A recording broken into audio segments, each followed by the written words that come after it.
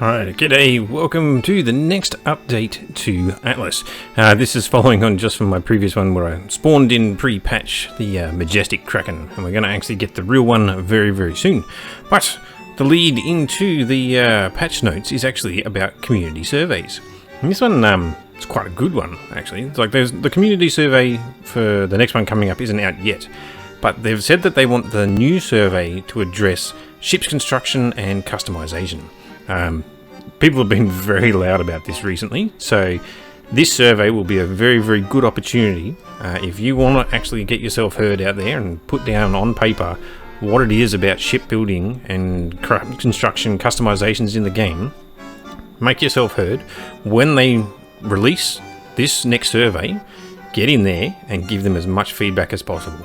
They've actually said that the feedback from the PvP survey was a resounding success. They got a lot of insight into what the community is interested in the PvP side of things. So this will be basically something that if we want to be heard, get on there and do it. Let them know what is it about ship construction, what is it about the customizations that you like. So yeah, looking forward to seeing that when it comes out. I'll definitely be straight up and announcing when I see that survey become available. Anyway, on to the patch notes, and the first one is of course the new ship, the Majestic Kraken. When I spawned it in the other day, it didn't have the tentacles on it. Now I don't actually have my coins with me, but that's really by the by. I'm just showing basically what's required. So the new resource, the dried tentacles, they said that you were going to need lots of them to save them up, and sure enough, you need 75 dried tentacles and 22,000 gold. Now this ship will actually come in with 24 cannons. There's actually 12 double cannon ports. Let's get some coin. Ooh, a bit too much, but that's fine. We'll grab ourselves a Majestic Kraken. Alright. So yes, it has a lot of cannons. Now that they've actually touched up the models and updated the live build, we now have the tentacles that are actually running through the ship itself. And you get the lovely ramming, or the... I forgot what that's actually called. But yes, the lovely figurehead on the front of the Kraken, and the tentacles and whatnot actually look like they're breaking through the hull, as opposed to what was going on before. Yeah, in terms of this, I guess if you missed my last video, I was actually breaking down the various different regions that the boat had to see if I could pull apart the various modules. There are actually 3 deck planks here, which means that the rails are actually broken into 3 sections as well. This section in the back, there's basically a rear top, a rear mid, and a rear bottom section in terms of the modules. And then again down here, there's basically 3 sections in the middle. Each of these gun ports is actually a pair, so that's actually a single module. And so there's stuff like that. I mean, you can always look up the video that I did before where I broke that down. I'm not really going to go through that. What they did say though, however, and I didn't actually look at that in the previous one, everything's repaired by patch kits again. These cannons, it's not actually allowing me to view the cannon, is it? Apparently these are 150% damage cannons, and you get 24 of them for your 22,000 gold and 75 dried tentacles. By default it comes with speed sails, and there's obviously the steering wheel at the top there. Yeah, and that's basically it.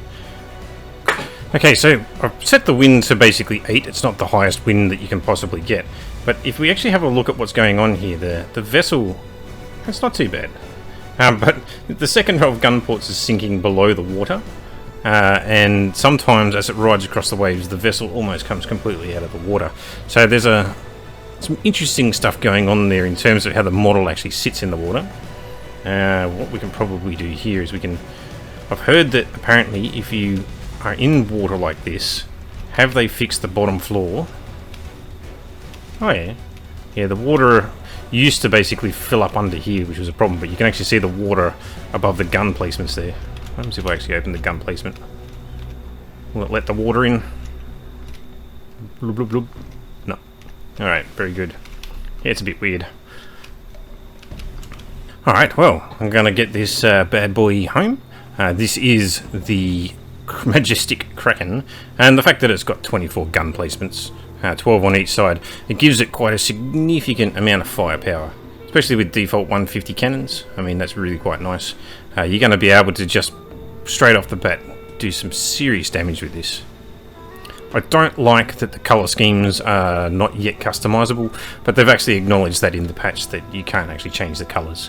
Hopefully in the future we will be able to, because yeah, I'd like to be able to change the colours of this and give it something a bit nicer. At the moment, if you were to change it, at least in single player, as soon as you log out and log back in again, the colour scheme resets and you're back to normal.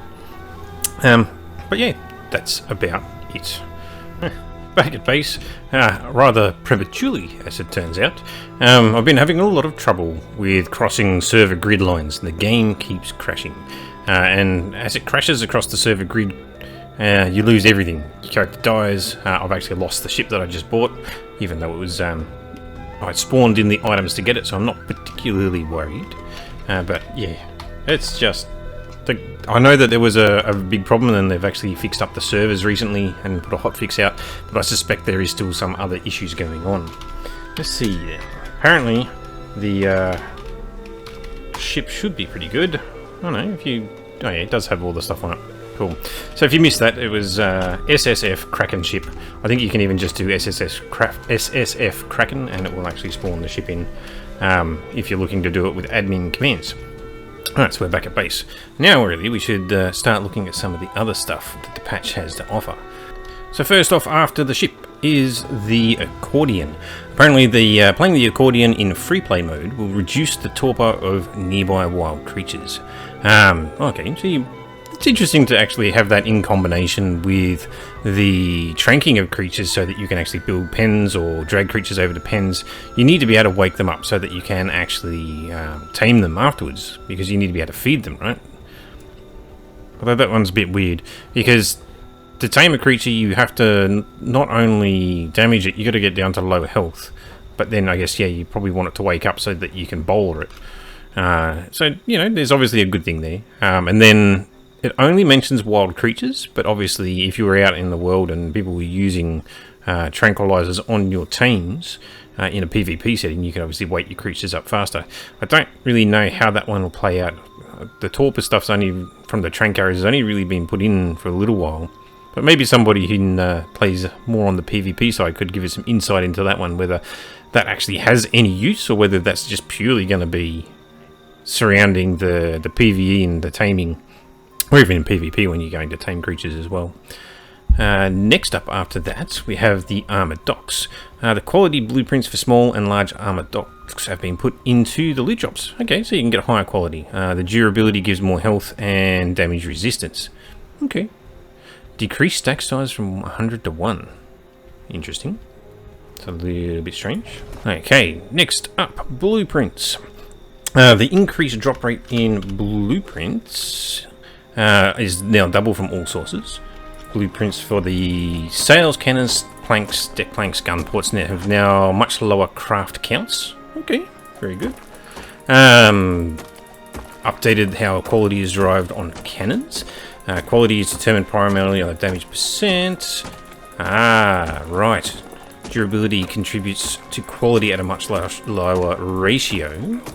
And stat values have rolled are unchanged. Some values should be generated, but the quality of the BP are different. Okay.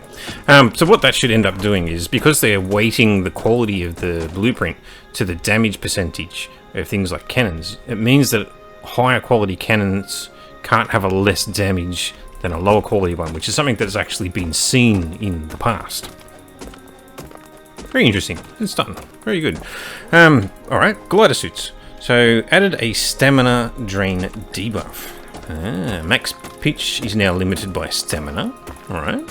At low stamina, the glider can only go down. Camera angle has been altered downwards. Bug fix. Dive functionality via the run button has now been fully removed. There's some interesting changes there with the glider suit. They're obviously really trying to limit how much you can actually do with the glider suit. And I think from the previous one where they were saying that people were using the glider suit to traverse half a server. They're obviously really trying to say, you know, you stay on this island. Tying it to stamina will probably work. It's an interesting way of actually overcoming it. And you wonder if they'll actually tweak that some more. So if it's tied to your stamina now... Oh gosh, Lion, hello. Oh, there's another lion coming from over in the distance. We'll go over here.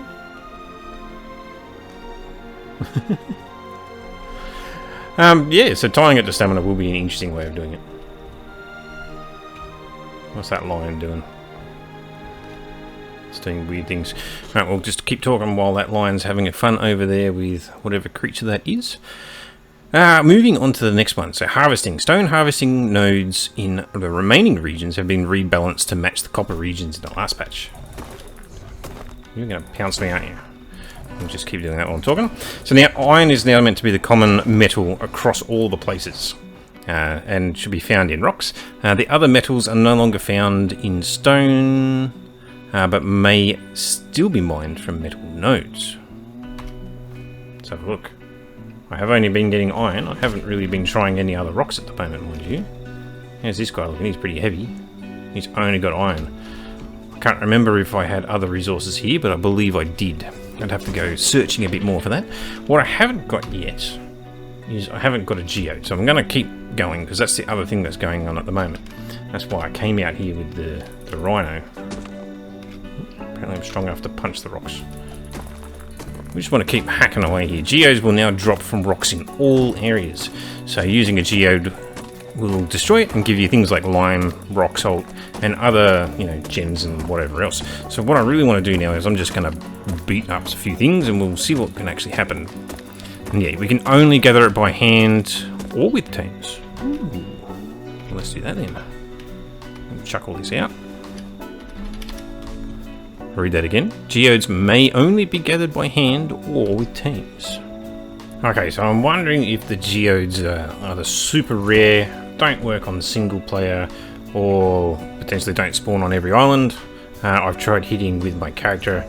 I've tried smashing a lot of rocks with this guy. I've been dropping a lot of stuff around the place too, and not a single geode has actually dropped yet. So yeah, not entirely certain what the deal with that is. I do wonder if it's just one of those usual single player versus server situations. It could also be that some of the more recent hot fixes that have been going out may have caused a few hassles. Alright, so until I work out what's going on with those geodes, we'll just continue on with the patch notes. So with the ships, the patch repair kits now have been reduced from 5 seconds to 3 seconds, which is good. I had some people basically saying that the 5-second timer, where you have to stand still and basically stand still, repair the thing for 5 seconds, it was really killing the new vessels as a viable option. So to reduce it to 3 will help. I don't know how much it will help, because you still probably have to stand still to do the repairs. Projectiles fired from cannons in gun ports no longer explode when they hit the water surface immediately after firing. Well, that's probably going to help, given that the new Kraken ship has gun ports that are so low to the water that the gunfire probably would explode as soon as they left the bloody ship. Okay. Enlarge the gun ports on the upper level of the ramming galley's front castle to prevent clipping. Okay. A bunch of bug fixes. Cannons and gun ports now deal correct damage when the ships are near one another. Ship components can be demolished after crossing grids. They couldn't before. Okay. It's an interesting bug to have in there. Resolved an issue where where all of the ramming galley's components are sometimes marked as demolished. That would be rather nasty. And ship's wake are now positioned correctly for the ramming galley. Right. A bit of cosmetic stuff and a bit of things that probably shouldn't have been there. They're all good. Ooh, hit that pig. We'll take it down.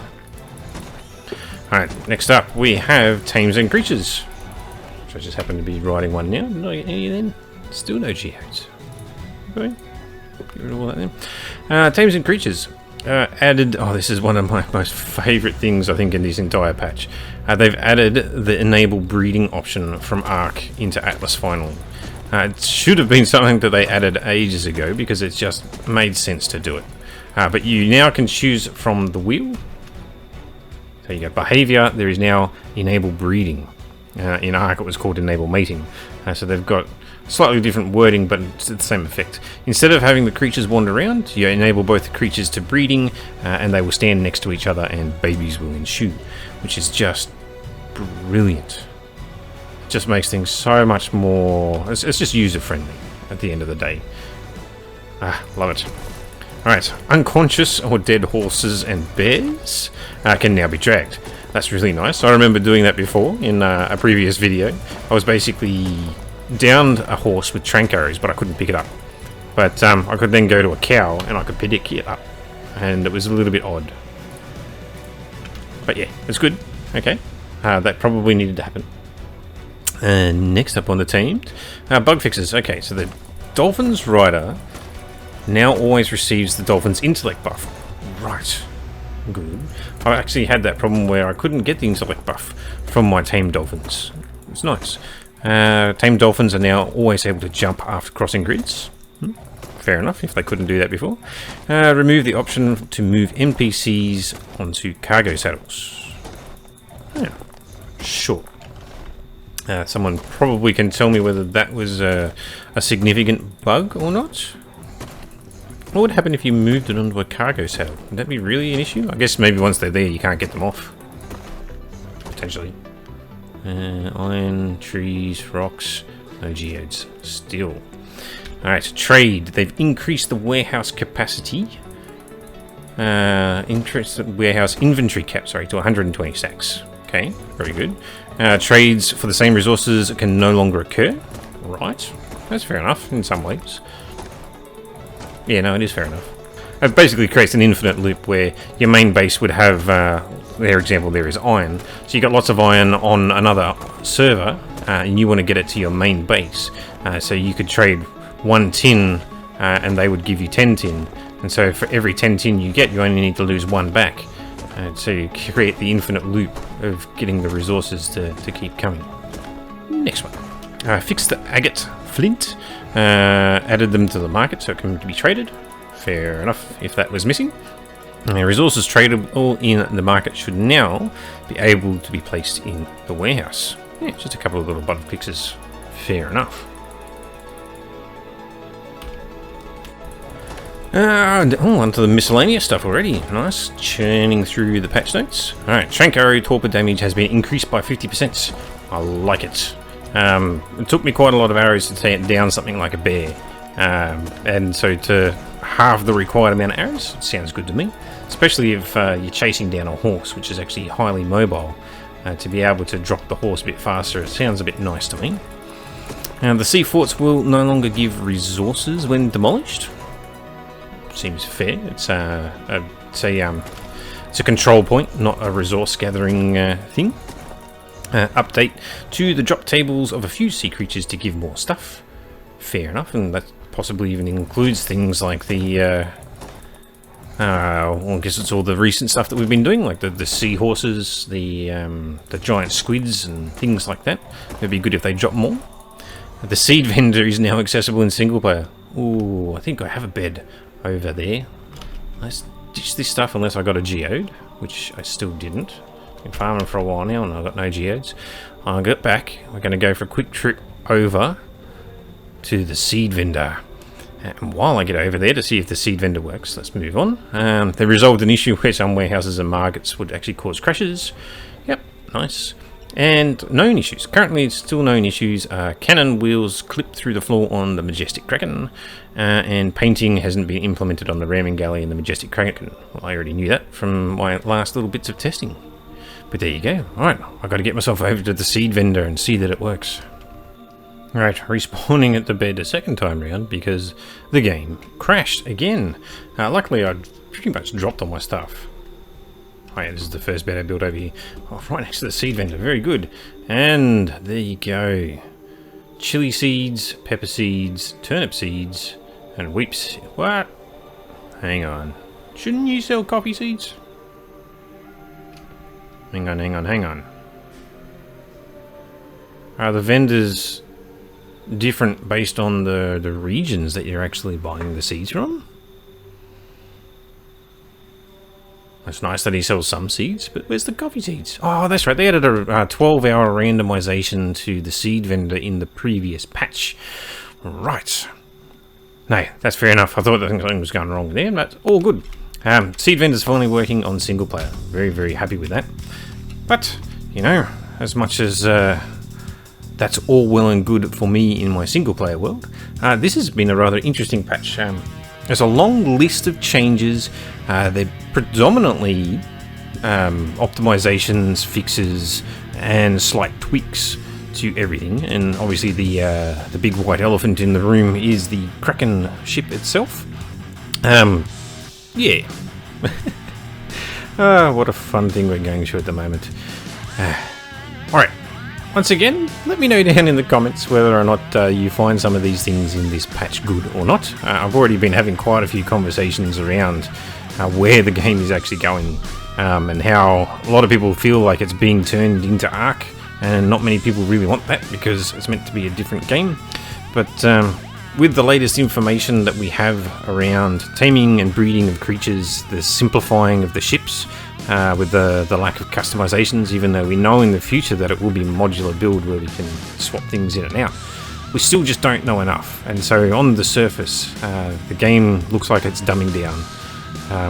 But that's a time will tell thing, and unfortunately I think that time will tell will be measured more than months. We'll possibly be a good year before we actually see something reasonable come out of this.